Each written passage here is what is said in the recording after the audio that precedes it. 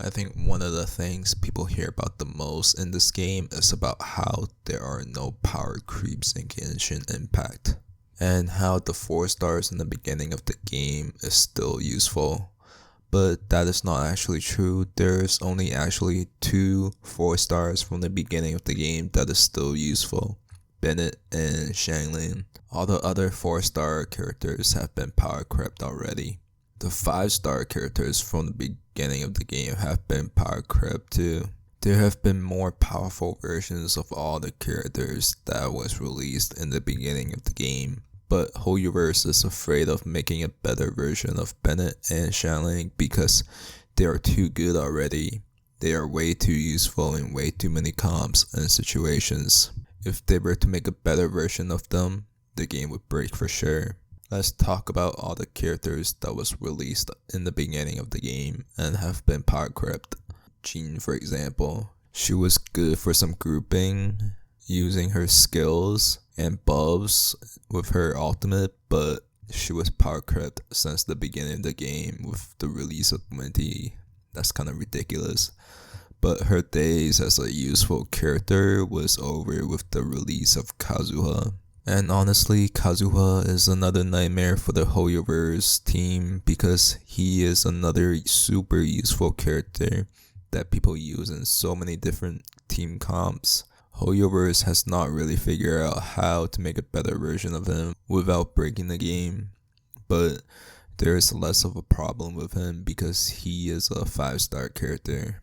Other 5 star characters like Diluc, I honestly don't have much experience using him since I am lucky enough to have not pulled him, but what I can say is that his skill combos are pretty cool, and honestly I don't mind having another character with skills like him.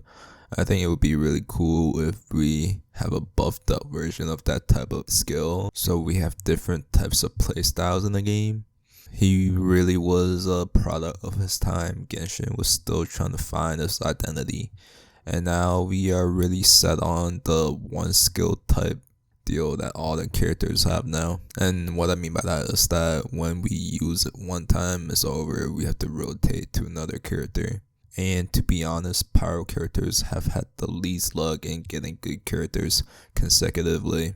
Other than the recent release of Linne, who is supposed to be a super OP character, the only other decent pyro character we have had is Hu Tao, and she was not free to play at all since she needed her own team comp and at least C2 to be useful. And let's not talk about the disastrous release of Dea. People were so mad about how weak she was, claiming that she was as weak as a 4 star character.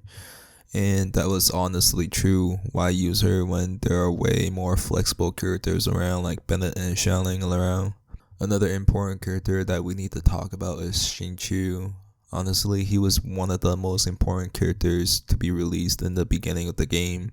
Him with Bennett and Xiangling, they were the most important characters in the beginning of the game. They showed us what it was like to have a well-composed team.